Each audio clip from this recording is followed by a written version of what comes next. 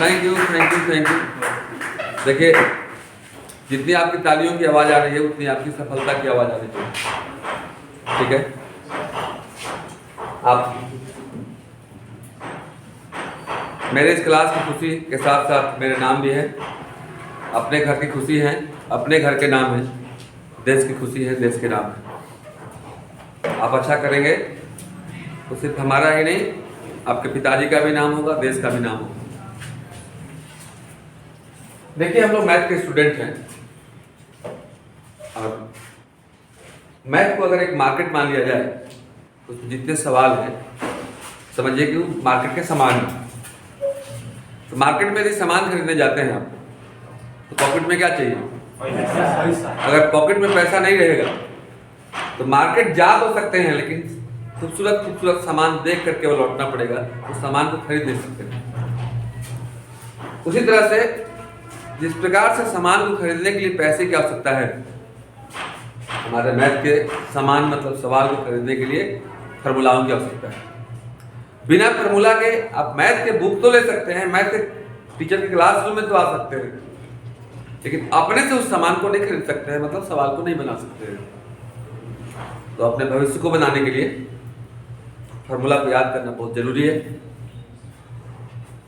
हम जानते हैं कि इस उम्र में बहुत दाएं बाएं तपस्या को भंग करने के लिए बहुत चीजें मिलती हैं आपको, लेकिन उसके पीछे नहीं भागना है। यदि उसके पीछे अभी भागोगे तो जिंदगी में भागना पड़ेगा।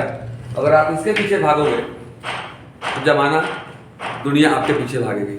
आज जो एसपी बनता है अपनी समस्याओं को लेकर, लोग उसके पीछे भागते हैं कि नहीं भागते? मान लीजिए ठीक है, हमने अपने मेहनत के बदौलत ज्ञान अर्जन किया, आप कहाँ कहाँ से विभिन्न कोनों से जिलों के, पलामू जिला, गढ़वा जिला, लातेहार जिला, कौन कौन जिला से आप लोग यहाँ पर, कितने लोग बिहार से भी यहाँ पर आते हैं। एक कहानी में कह रहा हूँ आपको, मतलब जो बच्चे अभी इस उम्र में किसी दूसरे के पीछे भागते हैं, अब आप लोग समझ रहे होंगे, इतना खोल के कहने की जरूरत नहीं। एकदम लगता है कि सवाल बाद में मिले लेकिन वो सामान पहले मिल जाए। मेरे पास के दो विद्यार्थियों की कहानी है, ये लगभग 2007 की घटना है।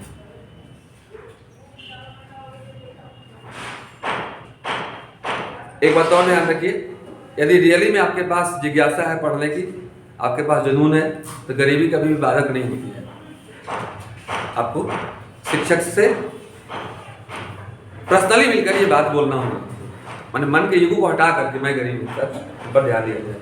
आपके सामने जो खड़ा है इंसान, हमें जब किसी सिन्हा के पास पढ़ने गए थे तो 1000 रुपया माफ करवाने के लिए हम उनके दरवाजे पर दिन भर खड़े रहते थे और शाम को अंततः हुआ है, और दिन भर में उनके बेटे से, हमको छोटा बेटा था, जान पहचान हो गया और उसको मैंने टॉफी खिलाया।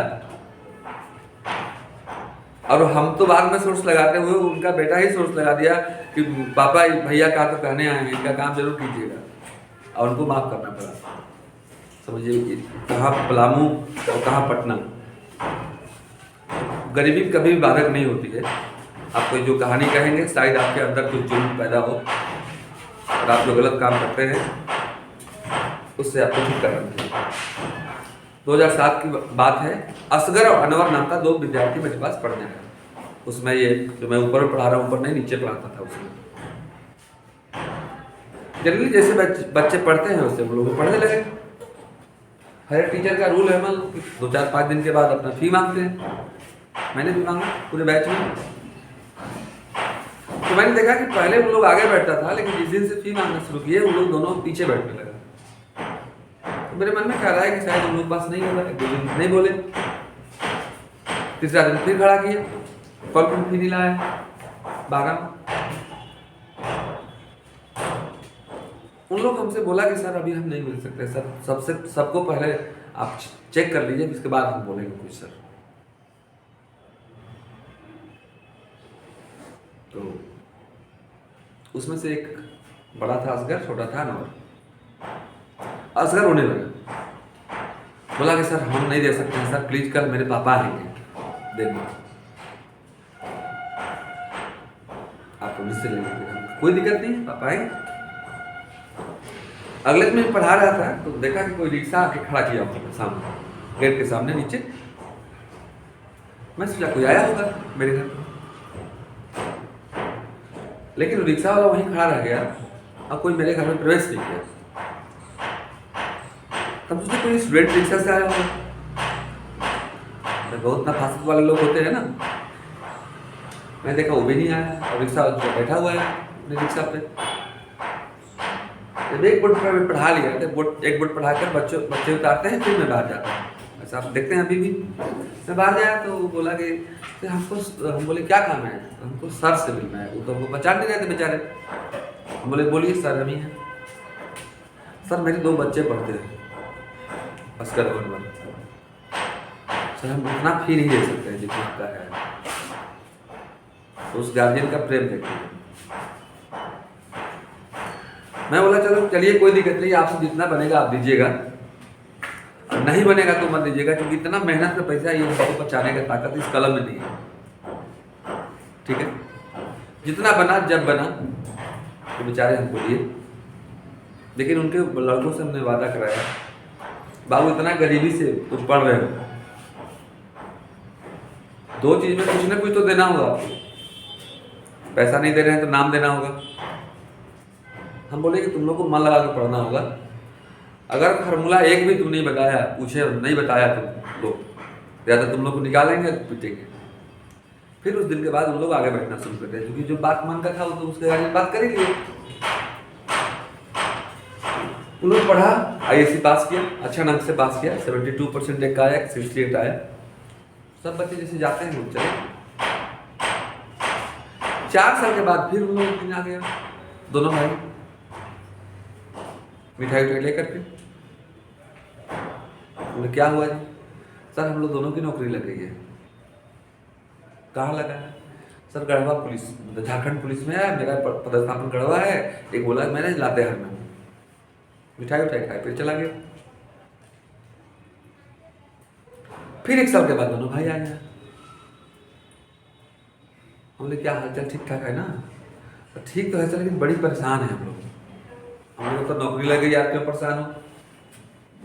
नहीं सर बहुत परेशानी है सर। एक फाइल निकाला, उसमें लगभग 20-25 लड़कियों का फोटो था उसमें। हम बोले कि फोटो क्यों दिखा रहे हो? तो सर इतना अगुआ आ रहा है, इतना अगुआ आ रहा है कि सर किससे शादी करें समझ में ही नहीं आ रहा। अब सोचिए, जनरल बच्चे किसी के पीछे भागते हैं, 20 लड़कियों का फोटो उसके पास है, अब उससे परेशान है कि हम किससे शादी करें। तो वो असगर पर शादी नहीं हो रही है, उसकी सफलता की शादी हो रही है। तो क्या आप नहीं चाहते हैं, आप पीछे भागना चाहते हैं कि पढ़ लिख कर सफल होकर आप ये चाहते हैं कि मेरे पीछे लोग भागे? किसी एक का फोटो लेने के लिए आप तरसना चाहते हैं कि आपके पास लोग जबरदस्ती फोटो भेजें? आप वो दिन चाहते हैं? अगर वो दिन चाहते हैं कि हम किसी का फोटो न लें, जबरदस्ती लोग फोटो मेरे पास भेजें, वो गार्जियन भेजेंगे कि क्या आपको मेरी लड़की या मेरे लड़का पसंद है? कौन चाहते हैं?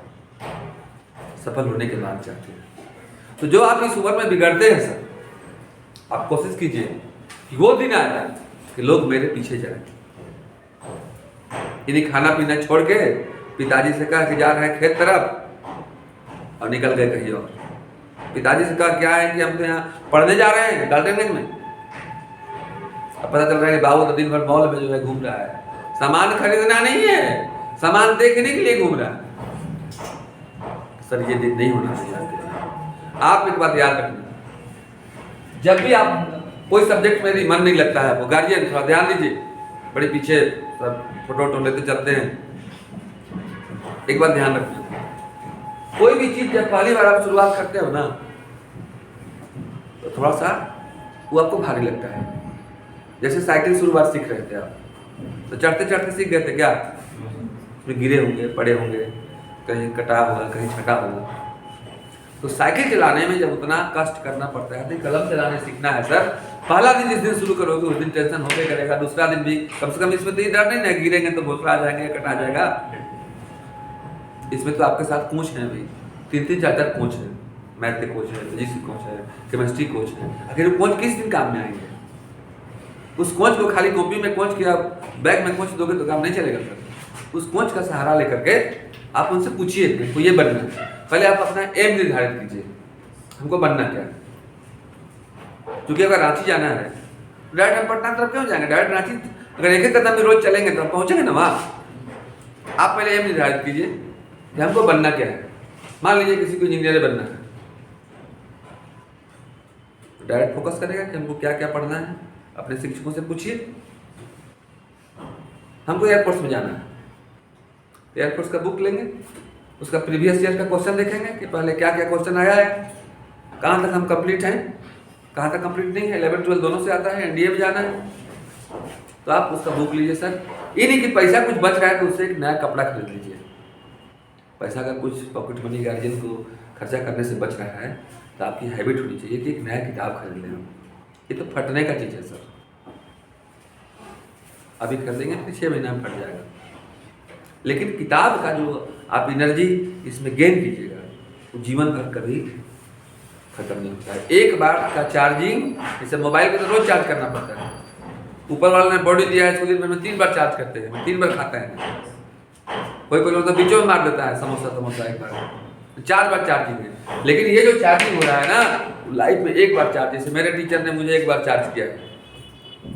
अब हम मोबाइल नहीं, हम बैटरी बन गए, इतना लोग चार्ज में लगे हुए हैं, आप लोग सब चार्ज हो रहे हैं, पावर बैंक बन गए। यस, तो आपको पावर बैंक बनना है सर। बात समझ में आ रही है? आप इतना ध्यान से सुनो, केवल दवा करवाने से नहीं होगा। जैसे आप मलेरिया का दवा करवा रहे हो और घर में आके दही पी रहे हो, मलेरिया कभी ठीक होगा? हम लाख दवा कर रहे हैं, लेकिन जो परहेज है आपका, परहेज क्या है? इधर उधर नहीं घूमना, लंदर फंदर चीज को नहीं देखना, लंदर फंदर चीज के बारे में नहीं सोचना। ये परहेज नहीं करोगे आप तो लाख दवा करवा लोगे, कोई फायदा नहीं। आपको बाहरी चीजों को इसमें इंटरफेयर ही नहीं करना होगा, नहीं तो हैंग कर जाएगा फिर आपको। वो सब वायरस है, क्या जी? वायरस है। वायरस को इसमें प्रवेश, दूसरे का कनेक्शन लेवे मत कीजिए, दूसरे का ब्लूटूथ इसमें डाल दो। तो होता है ना कि एक खराब मोबाइल किसी का है, उससे हम कुछ वीडियो लिए तो उसके साथ वायरस चला गया। किसी दूसरे कंसल्ट में मत आइए जिसमें खुद वायरस है। अपने टीचर कंसल्ट में रहिए, अभी अपने पेरेंट्स के कंसल्ट में रहिए। अभी आप पूरा घुरान घोर के रहिए कि कोई हमें घुस, घुरान मतलब समझ रहे हो? जैसे ईख जब लगाते हैं गांव में तो उसको देखो घुरान घोर देते हैं कि पूरे नहरी जाके चूस न जाए उसको।